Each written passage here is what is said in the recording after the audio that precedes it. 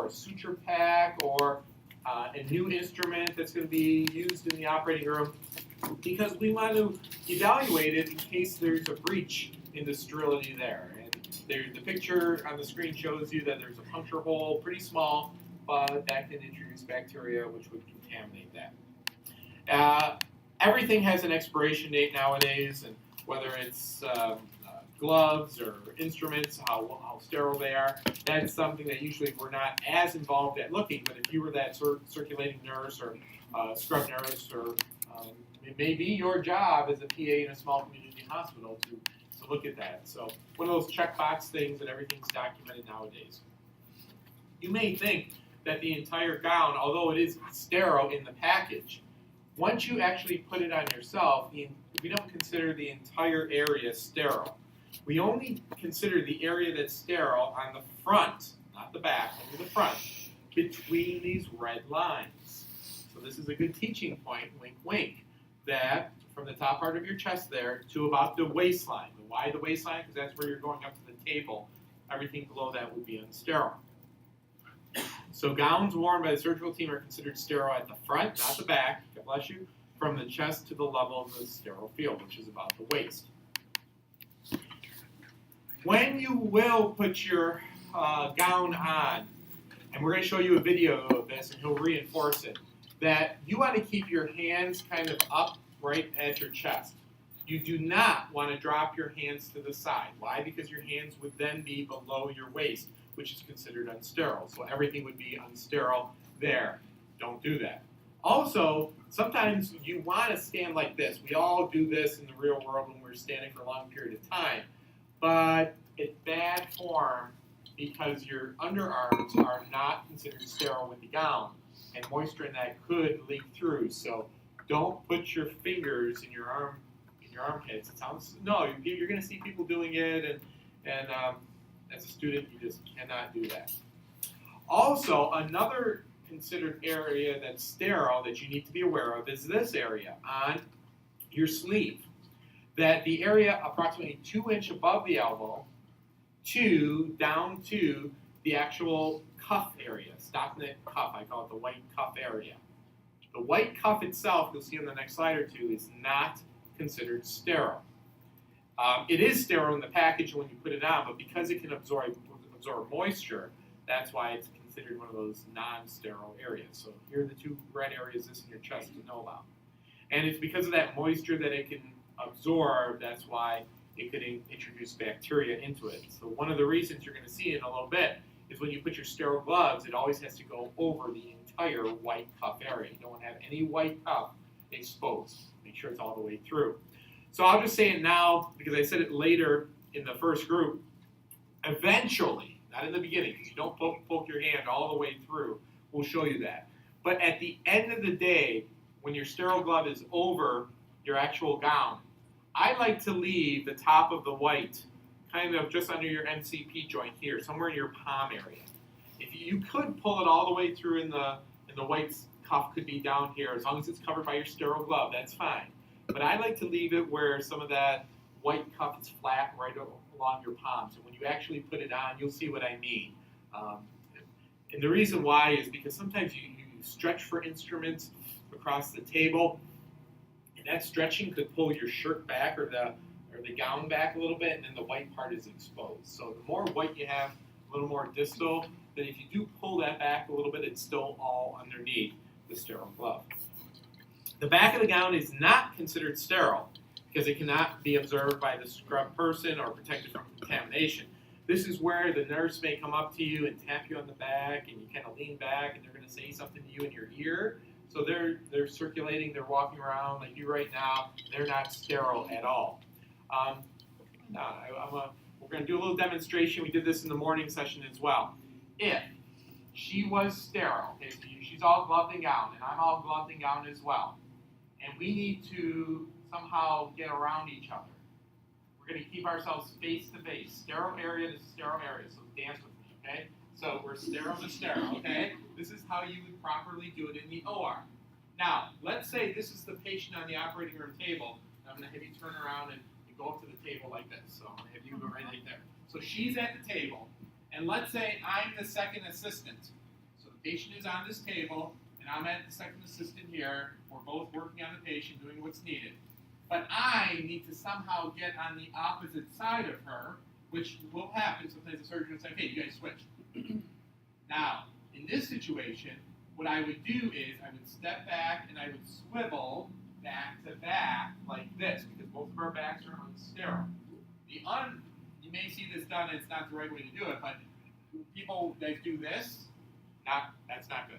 So back to back is the proper way. Now, sometimes there's a lot of stuff with confusion, and I know but I'm teaching you the right way of this. So back to back if you're going to dance that way, or front to front. Okay? Thank you very much. All right. We're good. I think we're good on the equipment in that too. All right. So sterile drapes. This is the table, where the instruments are going to be on for the operation. The circulating nurse or someone will set this up in the beginning.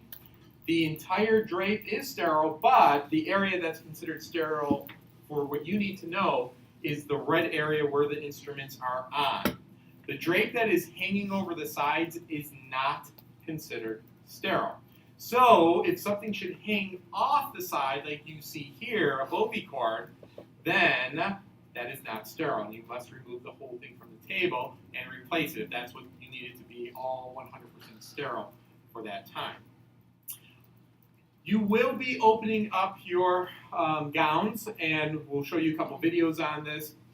The way I think of it is that the outer packaging of the gown is like a diamond shape. So you know a diamond, the top, the bottom, the left, and the right. And that's how you'll open it up. There'll be a little corner that's visible. You'll grab that corner, you'll open it up, usually to the top, to the north, and then you'll open up the other one to the south, and then west and east, and then your gown will actually be on the inside. So you'll get to practice that in a little bit. After the sterile package is open, all the four corners have been opened up, this is what you'll see. You'll see your gown, and you'll see a white paper cloth on top of it. That white paper cloth is what you're going to use to dry your hands.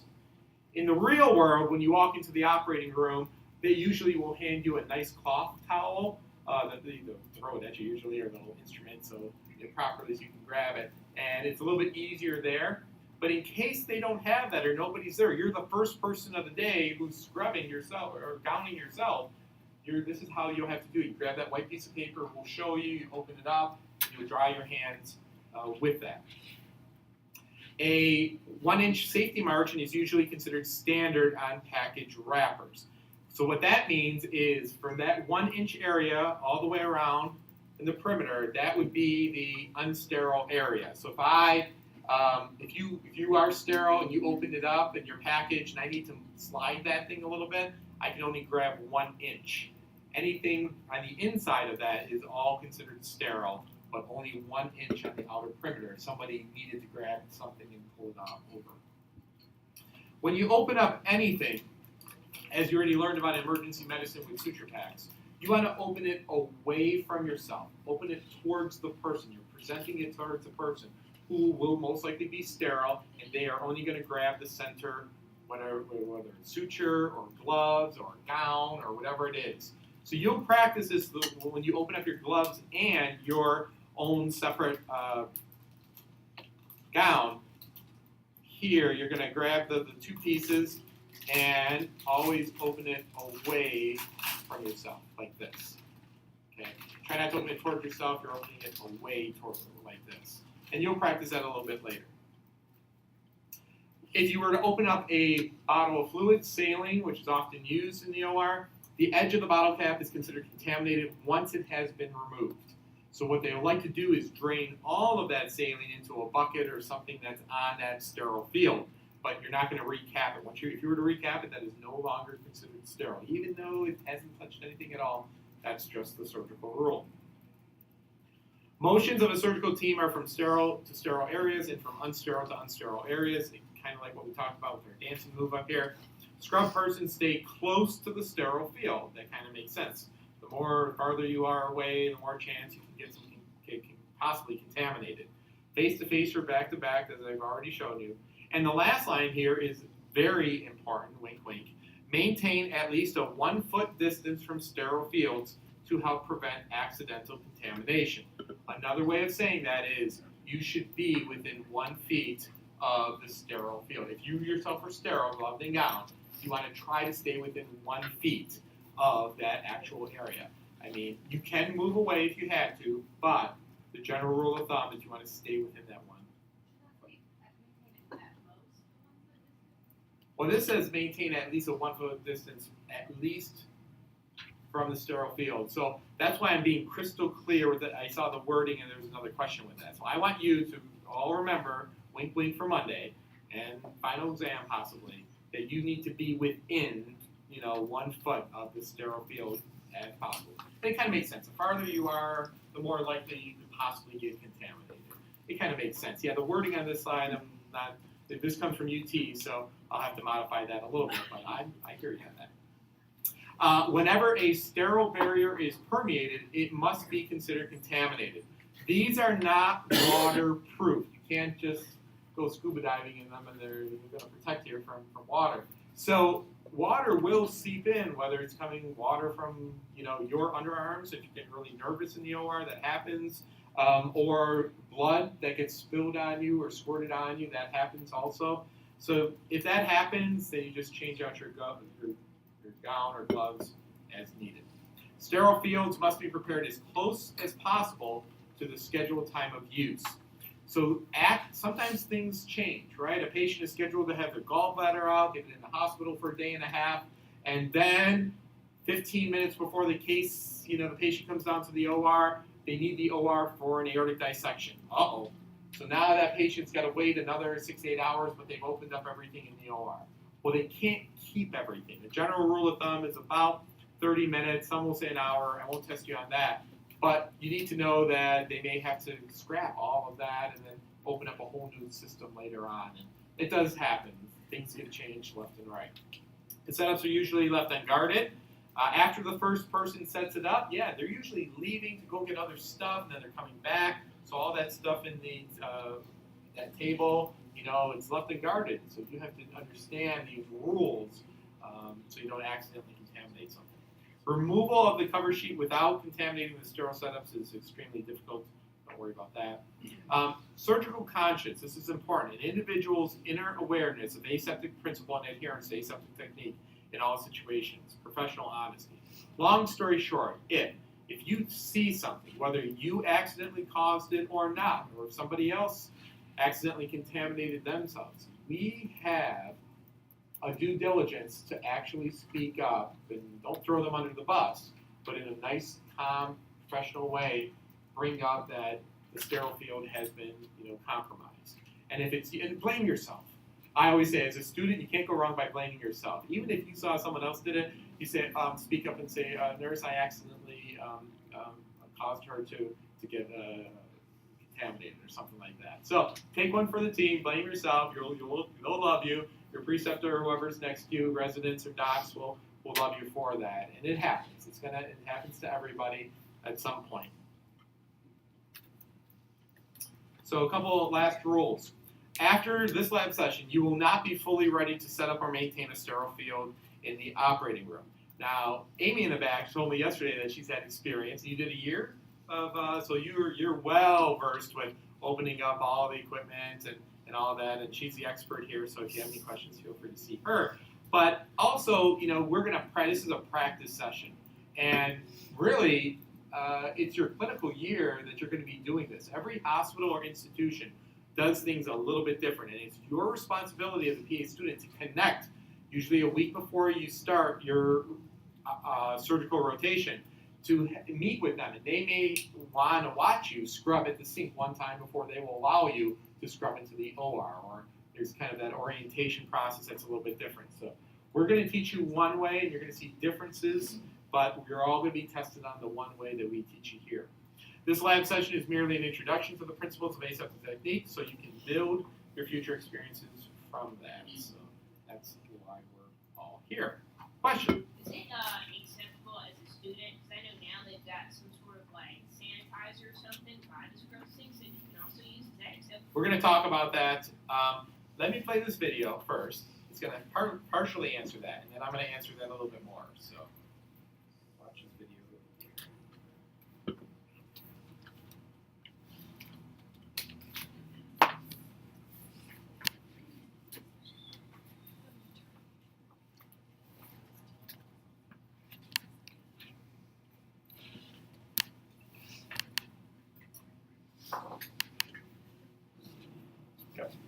All right, everybody. Now it's time for scrubbing. Okay. What I'm going to show you is the way I can talk. Well, let me preempt this by saying, scrubbing has changed a lot over the years. When I was first learned how to scrub, I won't tell you which year, but anyway, I had to scrub for 10 minutes. And most of the older doctors would tell you that was the way it used to be, 10 minutes. Now it's a 5-minute scrub. The first scrub of the day is 5 minutes. After that, the rest of the scrub should be about 3 minutes, but the first one should be about 5 minutes. So before I scrub, the first thing I'm going to do, remember we talked about jewelry, I'm going to make sure all of my jewelry is off. I'm not going to wear a mask during this part because I want you to be able to understand everything I'm saying. So like I said, I take my jewelry, if I have rings or whatever, I take it and I put it in my top pocket or I put it in my bottom pocket, wherever is most comfortable and I know I won't lose it. Okay, that's number one. The second thing I'm going to do is I'm going to pick a brush to use. We have 3 kinds of scrub brushes. We have hexachlorophene, we have betadine, and we have a new one that it just came out, I just saw it, and it's this one right here. I'm going to show you. It's a very light blue, and this I think is for people that have problems like with sensitive skin, and they have this for them. And all these, of course, are latex free. Okay. So once I've picked up my brush, if you're doing orthopedics, if you're doing implantations like total hips, total knees, if you're doing in urology where they do a lot of penile prostheses, the scrub brush I like you really to use is the betadine. Okay, but otherwise, most people, myself included, I use hexachlorophene. Okay, so the first thing I'm going to do, and before I go on to that, I'm going to talk about one other thing, is there's a little thing that I know you've all seen, it's called Avogard. I'm going to show you that right here, Avogard. I don't want to see any medical students using Avogard, and let me tell you why. If you're using Avogard, that means you haven't even learned really how to do a proper scrub. It's very important for you to know how to do a proper scrub. The reason for Avogard is really, if you, in numerous cases, you do your first correct scrub, and then to move things along, the Avogard. This is based on friction. Scrubbing is not based on friction, it's based on soap and water. Okay? So if you're 4th year, it's okay. 3rd years, I like to see all of you really using scrubbing all the time. Okay? Unless it's an emergency, of course, you have to get right in there. Then I'll look the other way when you use Avogard. Okay. So we've picked out our brush. As I said, I'm going to use the hexachlorophene brush. The first thing I'm going to do is I'm going to get my brush ready. I'm going to open it up. All right, don't laugh. I'm opening it up. Okay. And I'm putting it right here. It's ready for me to use. Okay.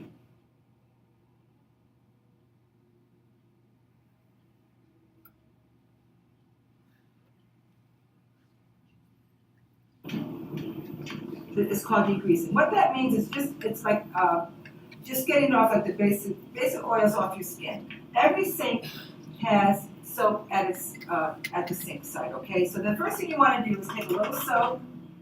This one happens to have a where it's operated by the this sink. Some of ours have buttons. It just depends where you are. I'm going to take a little. So all she's doing is a pre-scrub with a little bit of soap and water.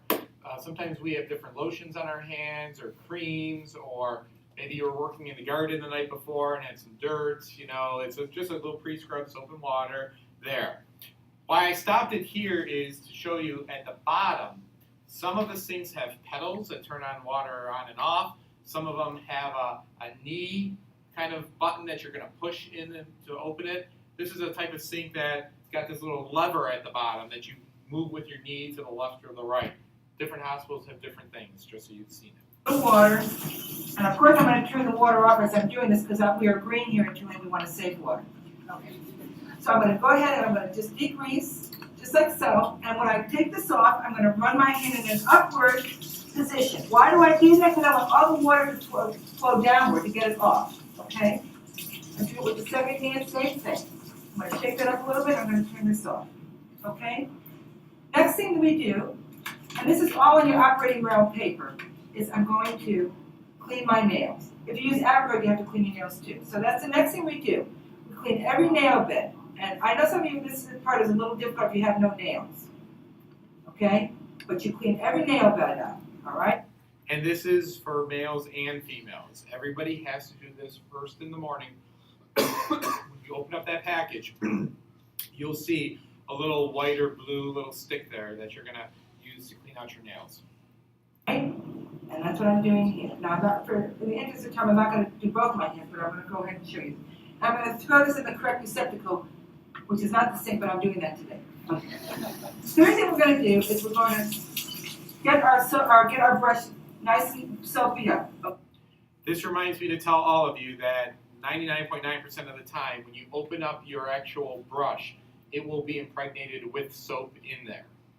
There is the rare hospital that may use totally dry sponges, and then you add your solution of betadine or chlorhexidine or whatever you want to do to that. So just so you're aware of that, I mentioned it once. Okay? Now, like I said, you want to turn that water off, because what happens when warm water is running constantly? You have to go to the bathroom. So you do not want to start this process and have to stop and have to go to the bathroom. So turn the water off, being green and conservative, and you're going to start. The first thing to do a proper scrub, it's about on the hand area, because that's a part that's close enough to the body, to the surgical area, is 40 strokes, approximately 40 strokes. That means, and we start with our fingernails first. I'm going to show you, I'm going to do one whole arm. You know, you'll see different people doing different things. Some people will do the hand, the arm. I think it's best really to do one whole side and do the other side, okay? So I'm going to go ahead and I'm going to start my briskly. Now everybody, not slow, briskly, I'm going to be scrubbing my fingernails. Now how do I know I've done 40 strokes? One of the residents gave me a little tip which I thought was very good, and I'll pass it on to you. Count to 5. Not 1, 2, 3, 4, 5, but 1, 2, 3, 4, 5. When you say that fifth number, you'll have done about 40 strokes, okay? After we do that, we start on the outside of the hand, 40 strokes. We move into the inside, 40 strokes, 40. Every aspect of the hand must be done, of the fingers, 40 strokes, okay? And then I usually do my comments, and you see I am using the brush part of the sponge. I do this briskly 40 times, and then 40 times on the tongue. Okay, now I'm ready to go up the arm. Another resident gave me a very nice tip. Normally what you should be doing, and this is the way I've taught it in the past, is you work your way up the arm. On the arm is at 20 to 30 strokes. So for that I usually count 3. I just say 1, 2, 3. However, one of the residents told me that the longer the hexachlorophene, if you're using that, stays on your skin, the better it is. So what we do now is I just do lightly, I give a couple brushes up, and then I start the process. So that way the soap has stayed on my arms a lot longer, and I get a better sterilization. Remember, nothing is actually really sterile. We are just meeting the sterile criteria. That's what sterility really is, that you are meeting sterile criteria, whatever that happens to be, with flashing or whatever. So that's what we do. Remember, we only go to 1 inch above the elbow. That's why you can't have long sleeves on this. That's why you have to wear appropriate size scrubs too. You want to go 1 inch above the elbow. Now say I'm scrubbing right here and I'm talking, my friend Robin, she's at the next scrub saying, oops, she had me laughing, I dropped the sponge. What do? Well, if I don't have anybody, a good Samaritan coming by, I'm going to have to start all over. Okay? Let me pause that and explain. So if you accidentally drop your brush, which happens, she said if you don't happen to have a good Samaritan, what she means by that is if somebody's not walking by who can grab a new brush and open it up to you, so because you're considered sterile, I know you're not sterile yet, but open it that way so you're grabbing the brush and you can continue where you let off. If no one's walking by and you have to go up there and grab a new brush and open it up yourself, you have to start from the first stroke of the brush in the beginning. So that's what she means by the Good Samaritan rule. In the OR, usually there's always people walking around. Okay, the same is said too, is if you're scrubbing and you're not paying attention and you hit something, you have to start all over. Okay? If you drop the sponge, and there's somebody that you have to get a brand new sponge. Okay? So, again, 40 strokes on the tips, on all aspects of the fingers, the palms, and the top of the hand. Approximately 30 strokes going down to 1 inch above the elbow. Okay? I completed this one, and I do the next one. Okay? When I'm finished, I throw that in the appropriate receptacle, which is usually red, and then I'm going to, what I do is I kind of squish my fingers like such, so I want to get as much of this soap up as possible. Because let me tell you something. It's very hard to get your gloves on when you don't wipe your hands properly and you've got soap all over. So, I've done that. Remember, I'm going in an upward motion to get the water going down. Okay? So now we're ready to gown and glove. I'm going to show you another video and then I'm going to talk a little bit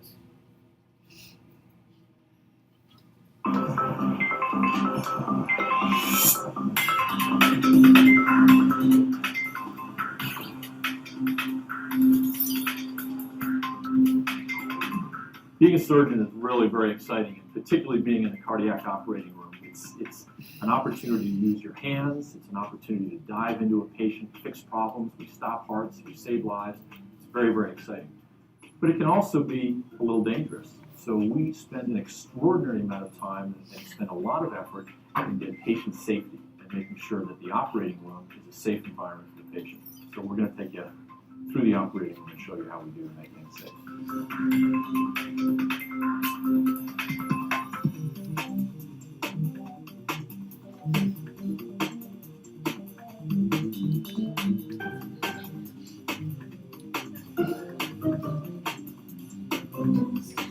Okay, the last thing we're going to do here now before we get into the operating room is scrub up.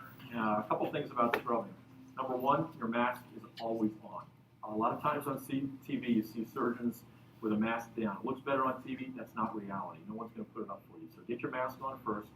All jewelry has to be off. That means no rings, no bracelets, no wristwatches. Now we're going to wash our hands. We use an alcohol-based solution. We've got different types that we can choose from. And it's a mechanical scrub and it's a soapy scrub. So not only are we rubbing our hands, we're trying to get the dirt off that way. We're also using kind of a mechanical brush to get everything off. The first scrub of every day is 5 minutes. That's the biggest scrub of the day. Every subsequent scrub over the course of the day is only 3 minutes. Obviously, it's a little different if you've got an emergency. If you've got someone dying in there and you need to get in there right away, you'll make an abbreviated scrub, or maybe not even scrub at all. You have to individualize. But for routine cases, it's a 5-minute scrub.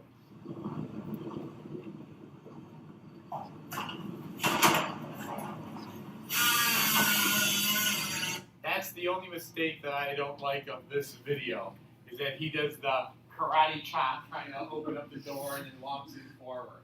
So why I say that is what you should be doing is backing into the room. Use your back to push the lever and then going that way. You'll see lots of people do different things. Morning, Steve.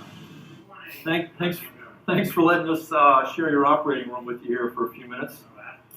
We're now in the operating room of one of my partners, Dr. Zaitis. He's doing a complex repair of an aortic valve, and he's been kind enough to let us come in and show what we do here in the operating room a little bit while I get my room started next door. A couple things that you notice when you walk into the operating room. The first thing is that there's more pressure in the OR.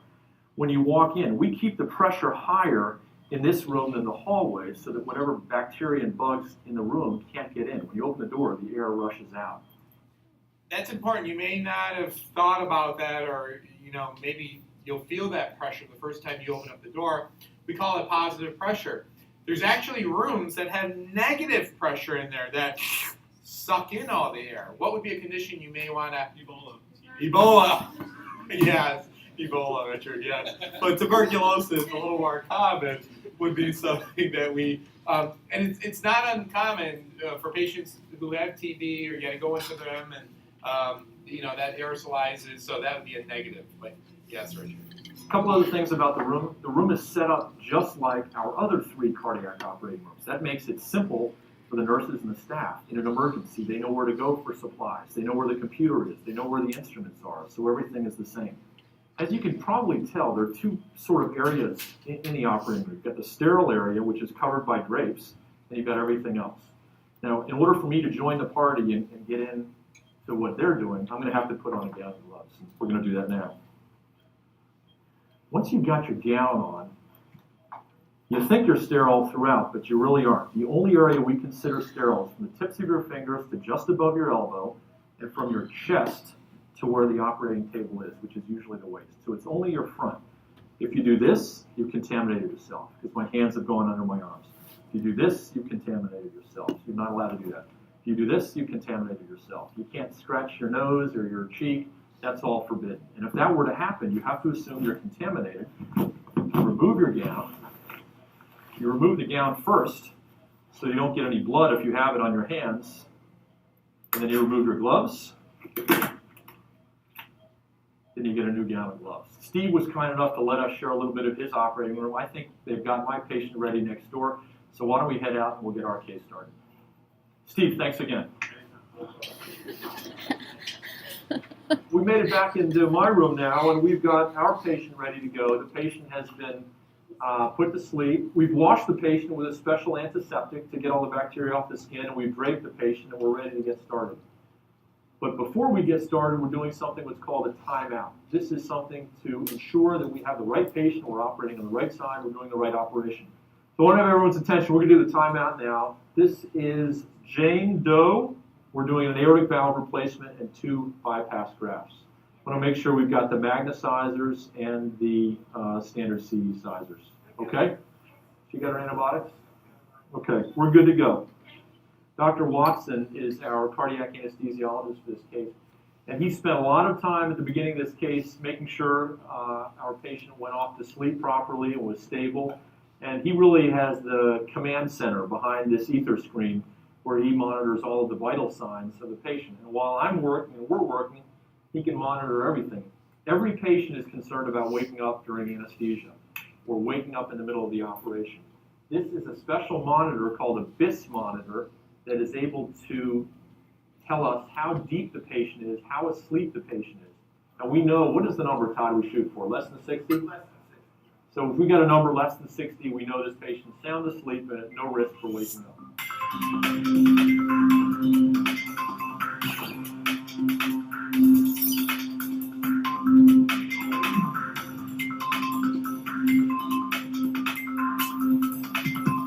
Why don't you give me a 4-by and a 4-0, please? Tim, this distal right looks pretty good, so if you don't have, we're going to need that much for the right.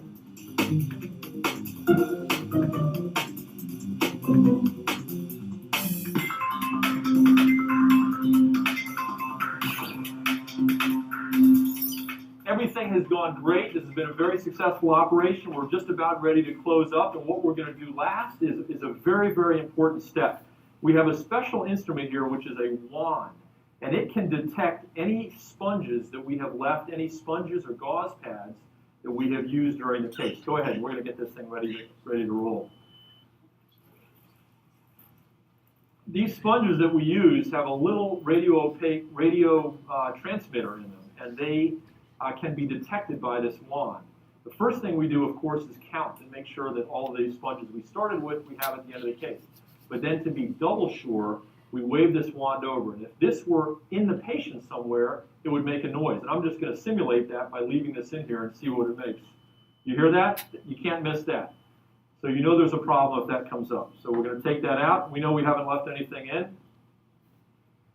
Silence, just what we're looking for at the end of the case. That means we haven't left anything behind. So we're good to go. We're wrapping up now. This has been a very successful case. Everyone has done their job, and I hope we've demonstrated to you how safe an operating room can be. This is Chris McGovern. Hope to see you in the operating room soon again. Or not. Yes, to Worthy. So, I want to talk about a few important things. Wink winks here. Number one, to answer your question a little bit further, it's important to know that as a PA student, okay, what you do when you become a PA that's going to be different, but as a PA student, you must always do the first morning scrub. And that's what we're going to be practicing tomorrow at the actual scrub sink. So, you heard in 2 places now that the first morning scrub is how long? 5 minutes. Wink, wink. So that's a very important question. Tomorrow, you're going to actually be doing once in your life what nearly every other surgeon has done in the past of a full 10-minute scrub. So once in your life, you will be practicing a 10-minute scrub. You'll be more clean than you ever will be, probably with your fingernails and fingers and all that good stuff tomorrow. But that's going to be the goal when you're actually at the scrub scene. We're going to have you practice with for a full 10-minute one. But for the test questions that I'm going to give you on Monday and in the final exam or other tests, 5 minutes is the answer for that. Face-to-face, back-to-back, we already did a little demonstration on that here.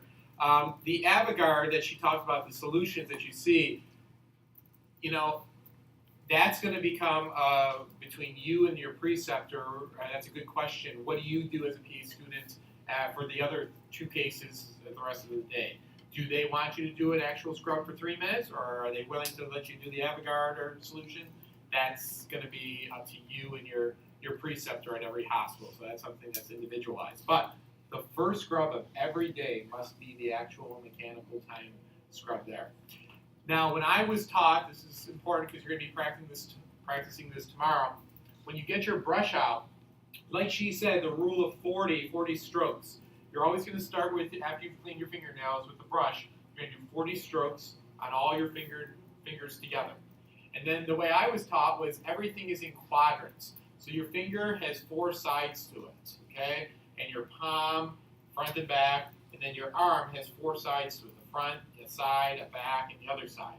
So you're going to start out with your fingers, 40 strokes, and then you're going to do each finger, okay? The side, the front of it, the back and side of it, 40 strokes for each of these. And you go to the next finger, and you go to the next finger, and this is why it's a 10-minute scrub, and the next finger and your thumb. After you've done the 5 digits, then you're going to do your palm, 40 strokes on the palm, 40 strokes on the back side of your hand. And when you do your arm, what I was taught is it's in thirds. So kind of your wrist third, your middle third, and then your elbow third.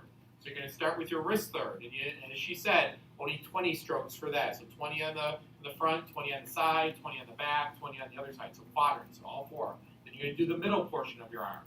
And then you're going to do your elbow portion. And then you'll start with your other hand.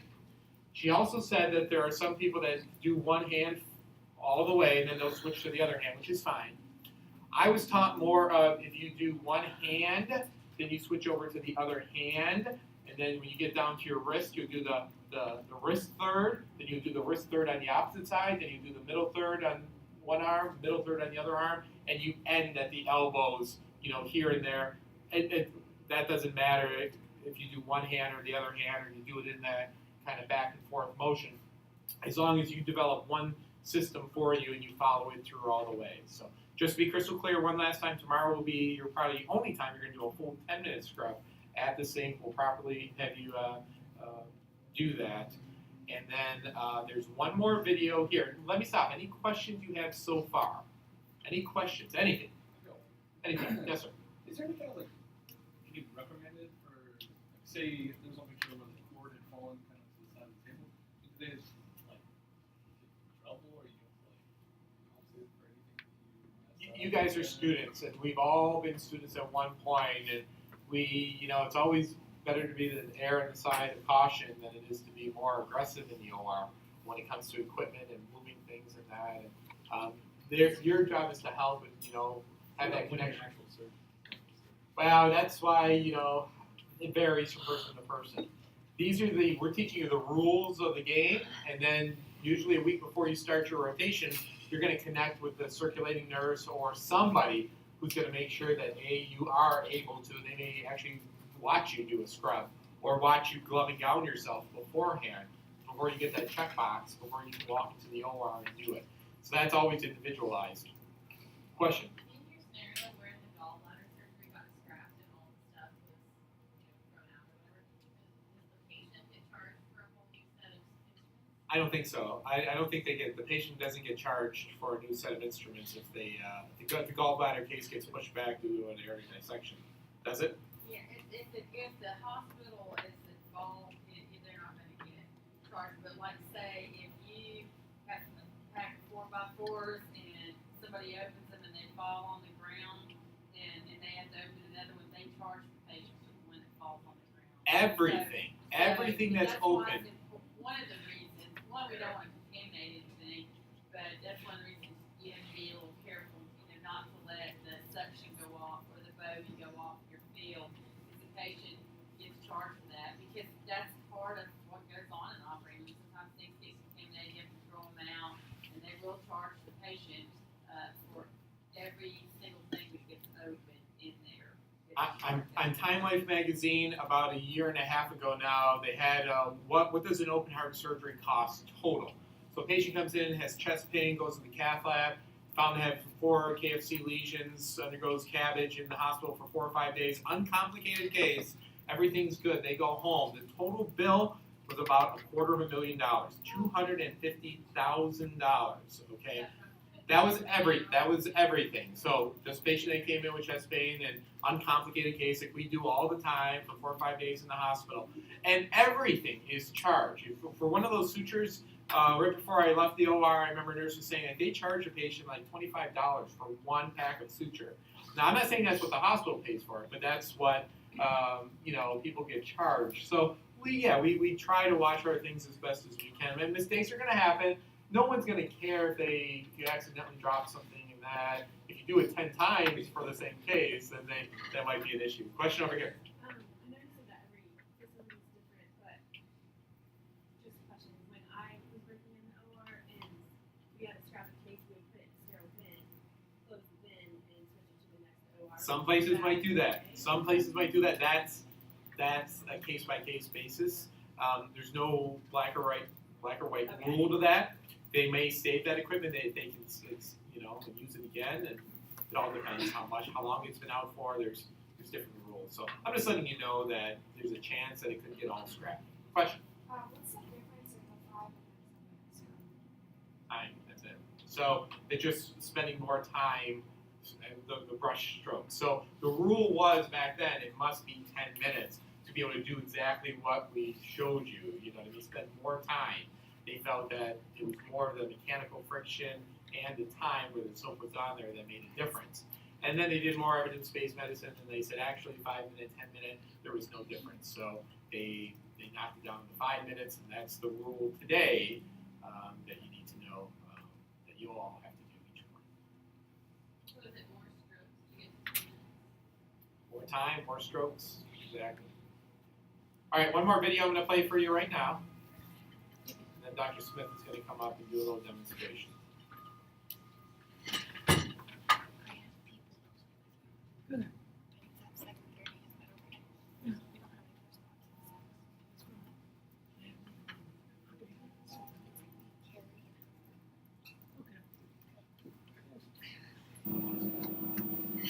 Okay, everybody.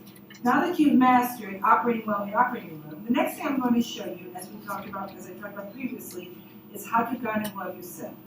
This is done in emergency time, like I said in GYN. If the babies are coming, nobody has time to gun and glove you. You have to do it yourself. And then there's other situations where it has to be done also. So how do we do that? The first thing we do, and we're going to just have a little bit of a reiteration. We're going to go get our gown and our gloves because in this case, like I said, nobody's going to be able to help you. You got to do it yourself. I pick out my gown and my glove from the sea locker or wherever different hospitals have different things. They have closets, wherever you have to get that, get your gown and your glove. Remember, I'm going to take my gown, I'm going to open it, and I'm going to put it, remember, open it away from myself, never towards myself, always away and away. And I'm going to put this right on the Now she's acting as if this metal table has the drape on it and that it's all sterile. So imagine that it's a sterile table. edge. Okay, that's the most important thing you're going to do. The second thing I'm going to do is I'm going to open up my gown, my gloves. Remember, like I showed you earlier, that's right next door. Right next to it. Remember, I'm not leaning anywhere. There'll be a spot. You'll say, somebody might say, well, where can I put my gun and my gloves? I mean, there's things all over the table. Just look around for a small flat spot around the edge. Don't look for the middle. It's always might be right here. It just might be a different spot. You always keep it to the edge of the table. Okay? We're going to come in, of course, as you know, I'm going to have my proper. So think of what she just did as your very first step. What I mean is, you're going to, before you even scrub in at the sink, you're going to grab your own gloves, you're going to grab your own gown, okay, get that ready, and then you're going to open it up and have it ready for you. So when you're done scrubbing and you walk into the room, it's there. It's going to happen, sometimes you're rushing or so and you forgot to get it, you walk in there, and maybe they're all busy. And now you got to stand there for 5 minutes until they can help you. And then they may get flustered if they got to go find some more gloves or gowns or so with that. So try to think about it in advance, or at least ask, do you want me to get my own gloves and gowns? I'm happy to do that, and that's just going above and beyond for that. Eyewear on. Remember, eyeglasses are not eyewear. I have my proper protective eyewear on. I've got my Eyewear. I mentioned this last time for the other group. For those of you who wear glasses, as she said, glasses are not considered proper eyewear.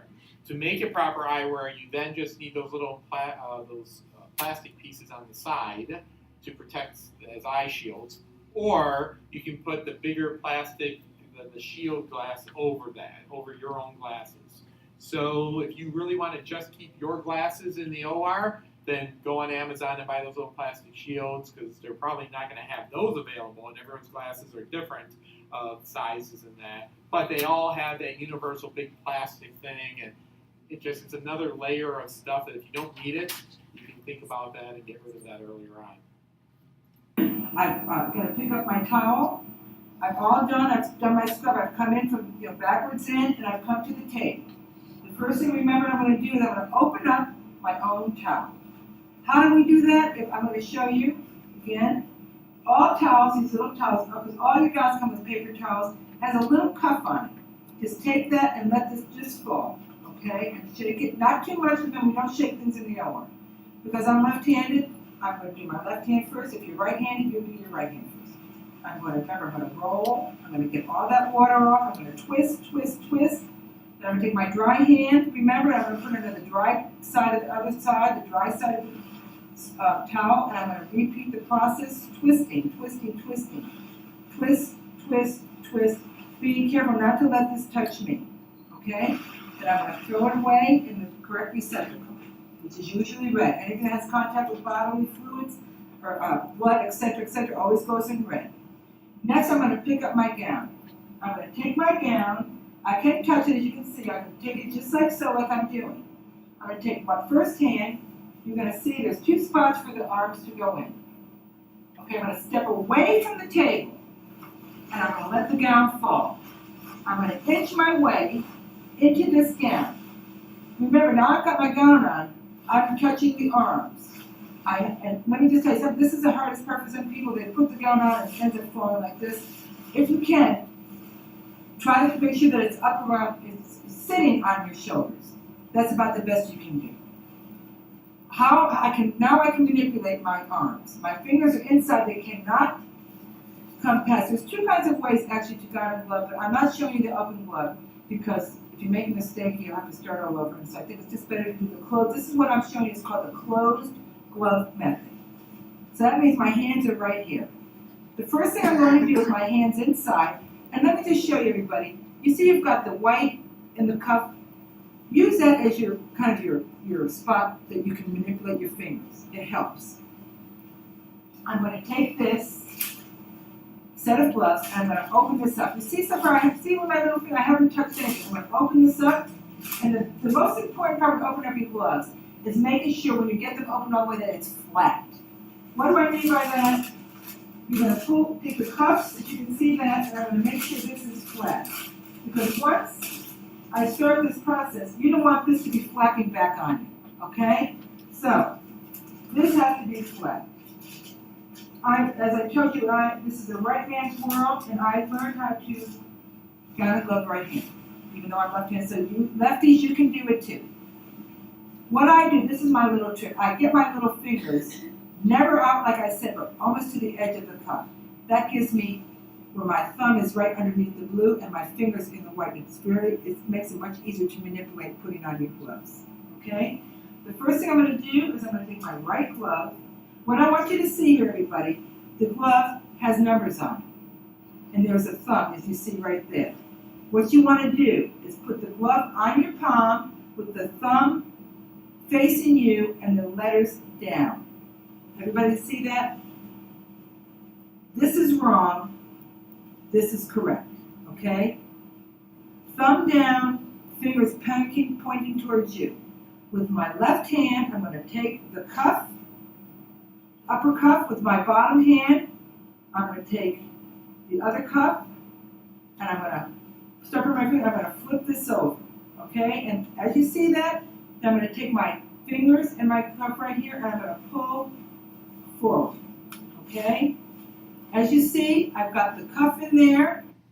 See in her picture there, she's pulled it a little bit farther down where the cuff is at the wrist, and that's perfectly fine. That's okay, as long as her glove is covering everything. But I personally try to leave some of that cuff a little more in the palm region, and you'll see why the more you do with this.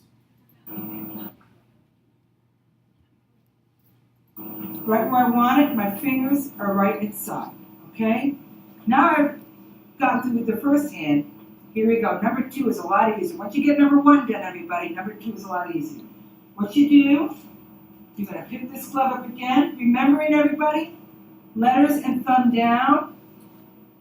But I've got a gloved hand now, so this makes it a whole lot easier to put my hand underneath that cuff. I'm gonna take this cuff, I'm gonna flip those fingers forward, I'm gonna take my hand. Excuse me, everybody, I'm very popular. And I'm gonna pull that down. Gloves are on. That's all that you will do. From this point, somebody has to come behind you and tie you up. You're ready, you've got it gloved yourself. You're ready to go. Okay? If you want me to repeat, I'll just tell you one more time. Remember the most important thing. Lettering. Face down, thumb facing towards you. Getting your fingers getting your fingers in the cuff area without them showing through, keeping your thumb under the blue. Makes it much easier for manipulation. I'm ready to go with some lucky person to come in now. Like I said, if they're busy, your contemporaries can tie you up in the back, remember? Then we can pull this off. Remember the long string goes with the tag, the short string goes in my left hand, and we're done. Voila. Any questions on that? Yes. So is someone who is sterile and gloved and gown able to tie you because that's not sterile in the back? They cannot tie you. They cannot tie you. You need an unsterile person to tie you in the back. And we're They gonna can turn. they can turn you, but they can't tie you. So there's two, and that's what Dr. Smith's going to go through now, and we'll give you a little demonstration of that. So hold that thought a little bit more. Anything else? Any other questions at this time? Okay. Dr. Smith's going to, okay, go ahead. So the gown doesn't take place in the scrub sink at all. It's In the operating room. Like you saw the guy did the karate chop, and you walked in there, and then she handed you the towel and that. So that's done in the operating room. The scrub is outside the room. The actual gloving and gowning is inside the room.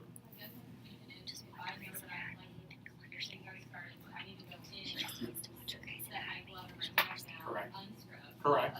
There are people walking around who are unscrubbed in the OR. Circulating nurses, classic one. His job is to go get things and open it up. So yes. Okay, so then I would go out. Correct. Go back in. Absolutely. That's the process. You got it. All right. Dr. Smith, come on down. I'm going to show you here.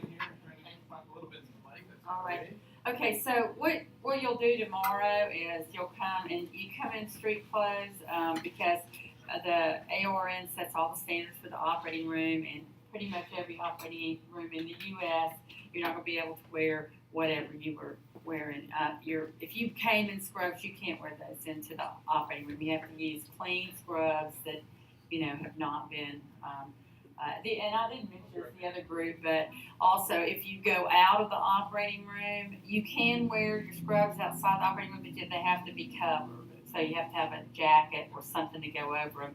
If you go out with your scrubs on, say, sometimes I'll do that. I'll be in the operating room and I'm finishing a case, and then a trauma alert goes off, and I have to run down the ER and I have to run down in my scrubs because I don't want to go to the front of the office to get my jacket. I'll just run out, and then when I come back, if I did that, I've got to change scrubs again. So, but if I covered with a jacket, I'm going to go talk to a family and tell them what happened to the patient, that they're doing okay. I just put my jacket on, cover my scrubs up, go out and talk to the family, and then I can come back, and I'm allowed to wear the same scrubs back in. Now, if your scrubs got wet, dirty, pus, blood, whatever, they got to come off, okay? And you're not even supposed to go down out into see any other patient with fluids or anything on your scrubs. So, and people will just help you out. They'll tell you, hey, and sometimes I've definitely walked down the emergency room and said, there's blood on the cuff of your pants. I'm like, that's great, and I have to go change them, So don't be embarrassed or upset if somebody tells you. They're real actually just trying to help you out. So you'll have to take your street clothes off. You'll have to put on the scrubs that are for your hospital. And then before you go out into the sterile area, the core, they call the core, okay, the operating room, then you have to put on have some masks, and I'll talk to you a little bit about that.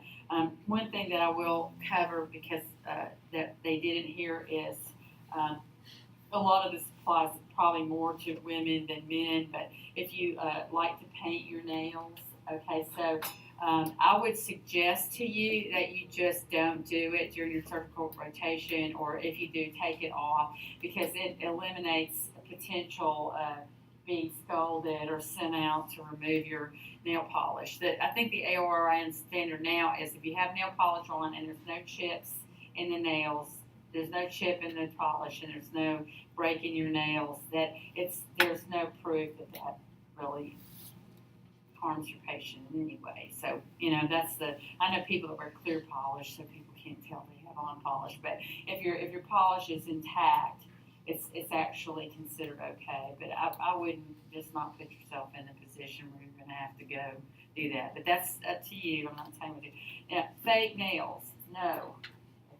Absolutely not. They're dirty. They can't be cleaned properly. They get funguses on them that you can't see.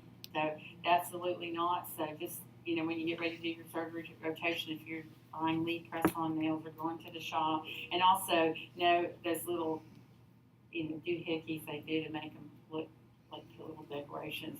No, you're just gonna be sent away, the minute somebody sees that. So just don't go there, when you grow up, and you can do peds if you really don't want to, if you want to have really nice nails, you can pick a specialty that allows that. Surgery will not be it. So, okay, so, hats. Okay, so for God, there'll be a couple different kinds of hats usually, but a lot of ORs really just have two things: this and a hat for people with beards. I see you have one. If you have a beard now, they go back and forth on this. At least I've been a surgeon since working in and out in some form of surgery since 1983, and they have gone back and forth about whether or not you have to cover your beard. But at the moment, they're recommending covering beards.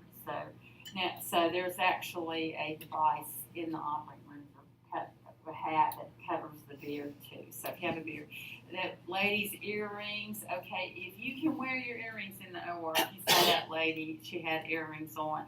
But if you wear your earrings in the operating room, they have to be covered by the hat.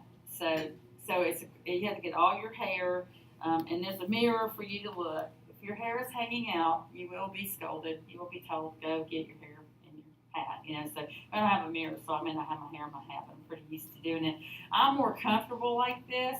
I don't find this way uncomfortable, but some people may be uncomfortable. So if you don't think you want to put your hat over your ears, then take your earrings off. It's your choice, but you can wear them as long as your ears are covered, because we don't want your earring in the field, right? I've seen people's glasses fall in the field.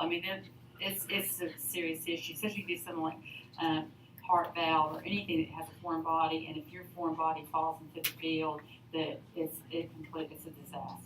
So you just, try not to have that happen, or eliminate the possibility of it happening. And then the shoe covers. Now, there's these shoe covers, and there's a couple other shoe covers that are, okay, so one thing is, if you saw that, I don't know if you noticed, but the cardiothoracic surgeon, he didn't have any shoe covers on. So some hospitals require that you buy a pair of shoes for just wearing in the operating room, and that you can, as long as you wear those shoes, you don't have to wear shoe covers, and that can be required in some hospitals. Some hospitals want you to buy those shoes and cover them. If you think about it, you can still get blood on it, even if they're your shoes and you're just in that OR, you can still get blood all over them. But they're usually plastic, and you can just put them in the sink and wash them off. But I personally don't really want to be touching other people's blood, but you can put gloves on. There's ways around it. So almost every OR will allow you to wear no shoe covers if you have a designated pair of shoes. So there will be exceptions to that. And then if you don't have a designated pair of shoes, or you're visiting an OR, or some ORs require everybody to put covers on, so the covers just go directly over your shoes. I'm sorry, my yoga class is not really I'm the tree pose now. I can do it, but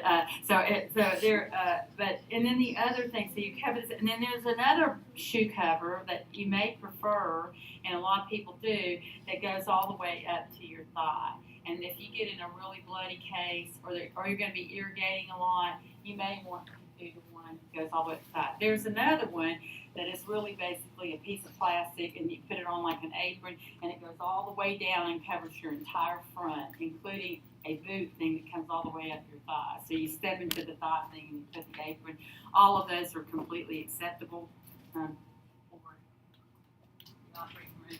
So you want to cover your shoes, and then remember to take them off when you go out, so you don't like track blood all over the hospital. You know, you're not supposed to go out with these things on. And then I usually, most of the time, the good news is the masks are at the sinks. So this is probably the most claustrophobic item you're going to wear is your mask. There's different kinds of masks. This one happens to be the rubber bands. There's ones that you tie. Okay, there's a bunch of there's ones that have a plastic shield, so that if you wear glasses and you don't want to, buy accoutrement, that you got a shield. And then there's one then there's also eye shields, and those are all in the operating room, so we'll show you all that. But the eye shields and the masks are at the sink. So as long as you don't go in, there's the core and the sterile core. Sterile core is where they keep a lot of the sterile equipment. If you go in the sterile, like you're going to go, somebody sends you out and says, go in the sterile core and get some mesh or something like that, then you have to put the mask on and go in the sterile core where there's items being stored. But if you're just going out into the hallways and stuff, you don't have to have this mask on. So you'll see these at the sink. So don't worry if you go in tomorrow and you go, where's my mask? It's at the sink. But nobody wants to put this on until the last possible second. That'll be your last thing in your eyewear. So this is what you'll kind of look like this, only you'll have scrubs on, and that's how you'll walk into the scrub sink. Okay, so remember that. Don't go in the room without your mask on. Okay, and you can take it off in most hospitals once the sterile bandages are on the patient. Then they'll allow you to take them. Some people are like whipping these things off immediately. The second it's over with it. It's like when you go in the operating room to put your gown and gloves on, you got to have the mask on. All right. Okay. All right. So and as far as the gowns, okay. So as he said, ask the nurse, because that lady that was great. She did a fantastic demonstration, but it's not necessarily a whole table with nothing on it. That is not going to happen very often. Okay, that's sterile. So you can ask them, what do you want me? Ask them, do you want me to get your gown and gloves? Some people that have been working there for a long time will be like, all they look at you as just the thing that's going to contaminate their whole table. They won't even want you to touch their table, and they'll go, no, we'll get it for you. Okay, or you can ask, and if they say yes, fine, then you go and get your gown and gloves, and all of these things have a spot on them for opening, like this. And if you were going to give your gown and gloves to the nurse, then you open this and kind of hand it out like this, because you don't want to contaminate your gown, but she can't reach into the package because she's going to get contaminated. So make it where she can get it. And even if you're going to put it on the table, you're going to need to do it like this. So offer it out like this. Pull this back as far as you can, so that the opportunity to be contaminated for the nurse or the scrub tech is less. And the same with your gloves. We find the end that opens up. They usually say peel down to open. That's what they can. And then, open them up and offer and pinch it at the end and offer it like this. Okay, so that they can get to the glove without contamination. Don't hand it like this. They're gonna have to. Then they'll be here like with a tweezer or something like that. And then when you do this, and I'll kind of demonstrate this, and we'll help you with it. Okay, so when you are going to put this on the sterile field, same thing. I open my gown, I kind of pinch it down here, all right, and then put it on an edge. And I will tell you, the closer to the edge you get it, the easier it is to work with. You have to do this yourself and pull it down and pitch that thing onto the edge. We're still following the board. Okay, that's as close as I could get it, doing that technique. And then the gloves are less important, because once you get the gown on, you can reach, but don't put it in the middle of the table, because then you may contaminate everything else. Just pitch those down. Well, that happened, and you have to go get another chair. We'll pretend I didn't do that. All right, So, and then, as you come up to the table, there's gonna be, and you start to open this, okay, you're gonna have to scrub now. So first you put this out, and you go scrub, and you come back, you're gonna have your mask on, and you have to open this. So this they all have a tab like this. Did you guys see that? It was folded up and there's a tab hanging out. Here's the tab. Okay, I don't think there's anywhere I can do this so everybody can see. And these tables are not gonna be down at this height. These tables are gonna be at waist level. So you're never gonna be doing this on a table, you know, like this, because you just contaminate yourself trying to get ready. So take your tab and open it. This one doesn't let you do north, south, east, west, north, south, east, west. You have to do northeast, southwest on it. Okay, and then this. Okay, I'm gonna pick this up the street. This is a towel. Most of the places they're going to hand you a blue towel because it's easier to get dry with a blue towel than a piece of paper. So most of the time the nurse is going to hand you a blue towel. But if she doesn't, this is all the U.S. gowns are going to have this included in there. And here's this little tab. So when you open this, you're just going to, when you get to grab this, you're just literally going to grab that tab. And I know she says no shaking in the OR, but you can shake it a little bit. Just don't, don't wave the white flag of surrender. Just shake it out. And then, you put, so here's another thing. You're going to kind of have to stand back a little bit because you can't touch, if you're doing this and you start touching your clothes and stuff, it's contaminated. So you're going to have to put, I just drape it over my hand like this, okay? And then, I'm going to draw twisting like she said, up to here. And then you got to grab, and you don't want to use this now because for any potential contaminant, probably you're not going to contaminate it. Instead, it's considered you don't want to go back over the other arm with that same thing, and you just kind of can turn it around. I usually have to have people pinch it. If you pinch the paper, it's a lot easier. Just pinch it with your finger there, and then you can, then once you get started, you're good. You're good to go. And the same with the other one too. You can pinch it there. If you just, it's not easy to pinch the middle. Find a crease and pinch it.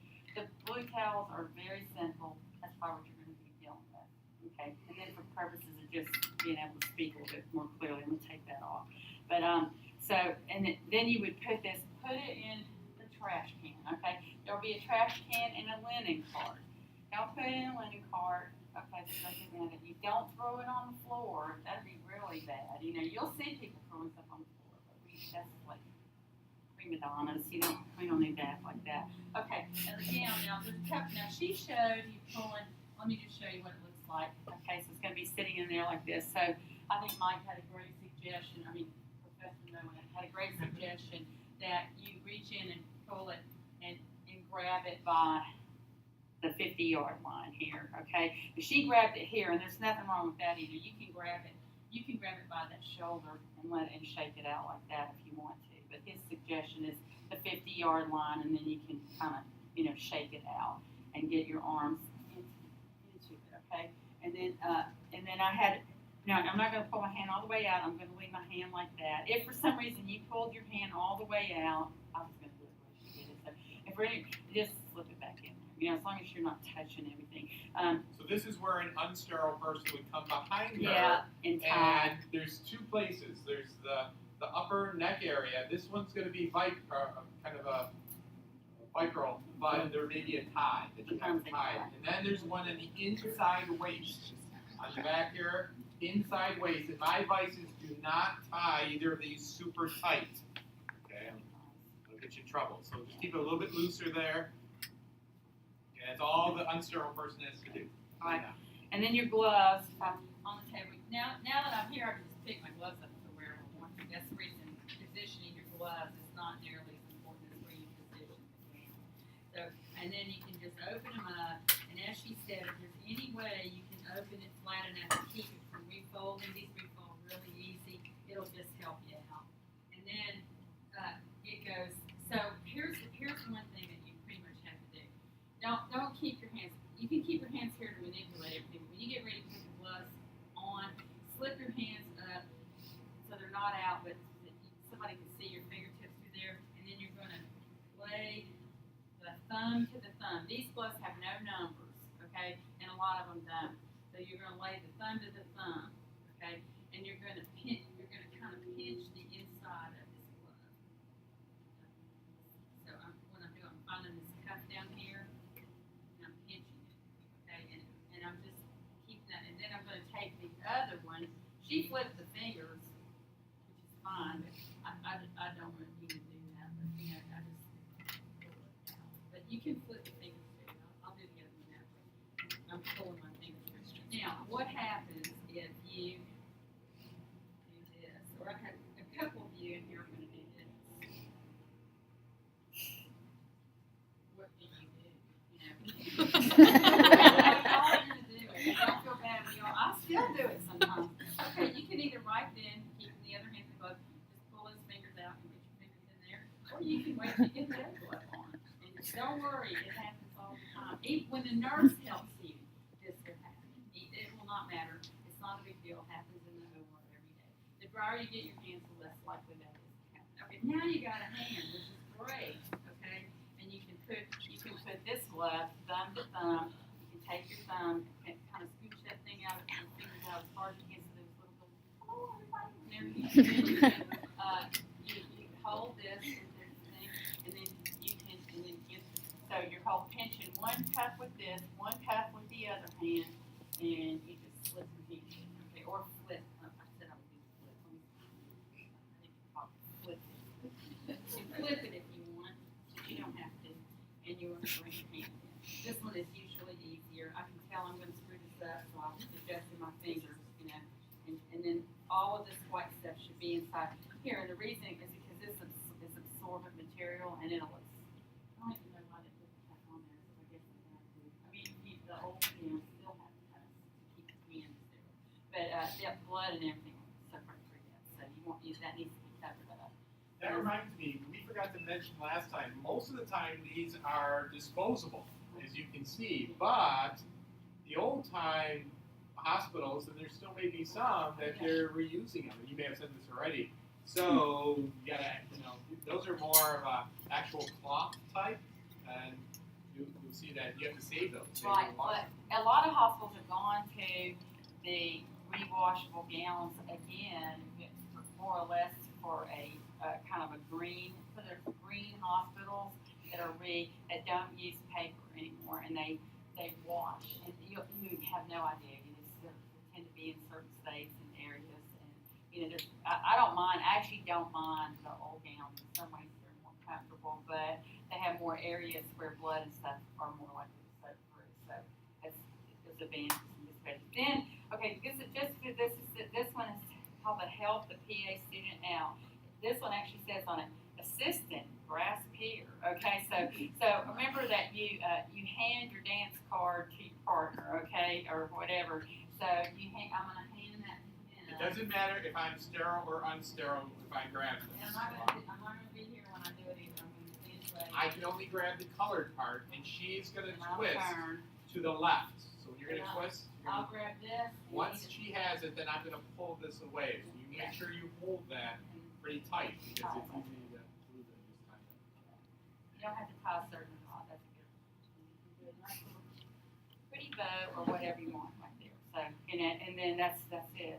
If you contaminate a glove, a lot of times the scriveners will pull the glove off of you. Okay, but if you contaminate a glove, then you just pull it off.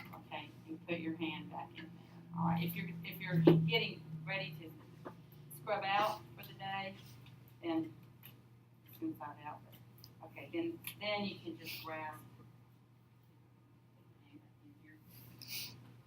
I'm just going to show you what if you're finished for your case and you don't need to have the gloves on anymore, then you can kind of pull here, get one side and the other, and do this to take them off. And some people they pull everything off, which is also good. So you don't have to kind of thing. If you're having to change gloves, you can pull them both off, and they're inside out. And you don't have to pull it on yourself. Okay, so you don't want to take blood. That's about it. We have to teach you the hard way as if you were going to glove and gown yourselves. But what we forgot to tell the other group, and they'll learn it on the first day of being in the OR, is let's say the surgical nurse and I'm sterile, okay, so I'm at the table with the instruments, okay, and you walk into the students, and, okay, you just got your gown on by yourself. The nice thing is I can glove her if I like. And this is what's gonna happen. So I'm 100% sterile, okay? And I'm gonna, You don't have, this is if you're so not this is, down I'm sterile, okay, and what I'm gonna do is this, and then she's gonna put her hand right in there. Okay? And this is what will happen most of the time. Then I'll get it ready. If you ever have to do this, all I think about is keeping the thumb towards the person. So then if you practice, we give you some extra gloves, you want to practice at home or that, is always make sure the left hand, the right hand, where you grab the right one, you put it in front of the person the right way. And she may grab it a little bit. I'll grab it to open it up a little bit more, and here I can, because I'm sterile now, I can actually. So that's a nice way to do it. They'll pull your, they will, if you're coming to gown, the scrub nurse will usually yank this down for you, so that it makes it a lot easier. And that's what's typically gonna happen, but there will be times you have to gown blow yourself, and I still have to do that sometimes. If somebody calls me into their OR and they got their hand on the aorta, and because it's got a hole in it, and the nurse is, helping them, they cannot just let go of everything coming up from down blow. So you have to know how to do it yourself. And some places, and not where you go, but like some teaching institutions will absolutely insist that all the medical students and PA students glove and gown themselves. Not because they don't like you, but they want, if they don't make you do it, you get out and practice. And if you have to do it, you're like, geez, what did Dr. Smith and Professor Nowak say in that class? They want you to have enough experience doing it that push comes to shove. So, and I'll say one other thing before we let you do this, is that when you get in the OR, a couple of things. One is that scrub nurses and scrub techs tend to be very direct, okay? They don't mess around. They're not your friend. They don't want to. They're not there to help you. They're there to keep the field sterile at all times. They're not there for your. They are not passive aggressive at all. They're just going to tell you right away everything, and they can be kind of tough to work with at times. But they're going to make sure you don't contaminate your patient's field. So don't get offended if they still give me hell, whenever they want to. So.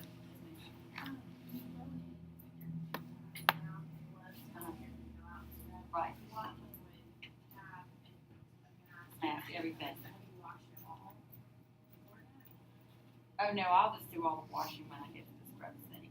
You don't have to wash, and this day and time, honestly, okay, so depending on what hospital you work at. If you work in some little country hospital, you may not have that, but at UT, there are people, I don't know who they are, but they're standing in the hallway and they're watching to see if I go in a room, did I wash my hands before I went in the room? I mean, there's stuff to wash your hands with.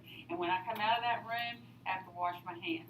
And they're looking to see, and they're counting how many times that I did this, and if they see me not do it, they'll come up to me and say, I don't think you washed your hands. Like, for example, somebody has Clostridia difficile, the hand wash they have outside of the room is no good. You have to physically wash your hands with the soap and water at the sink in the room.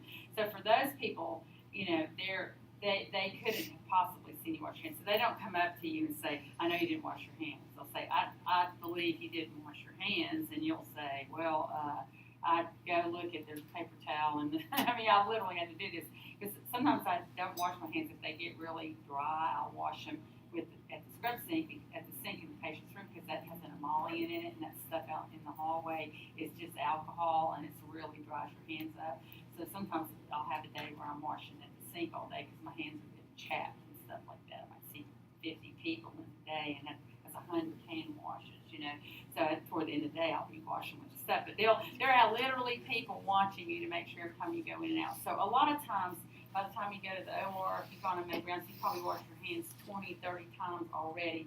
So you might not necessarily, but I would say if you came in and you maybe just ate, went to lunch or something like that, I would seriously think about washing my hands before I went in the room. But usually you're washing your hands so much in a hospital, it's unbelievable. And might not be necessary, but when in doubt, go ahead and do it. The other thing I'll say that, and let me just shut up after that, but 5 minutes scrub in the morning, I highly recommend you do that. In between, most hospitals are gonna let you use the AVGuard, okay? If you've gone out and you've been with, taking care of a patient in between cases, especially if they have a sign that says, contaminated, blah, blah, I recommend you scrub again. If you just ate, I recommend you scrub again, because you get stuff in under your nails, you've got your hands up near the dirtiest hole in the planet, your mouth, in other words. So, that then, for those, I would scrub again. Do you have to? No, because nobody's following you around all day to see what you're doing. But, just use common sense. The AVGuard is probably just as good after the first scrub when you're getting all the dirt and stuff out from underneath your nails. It's probably just as good. Why don't we just take a really quick 5-minute bathroom break, and then we'll come back and we'll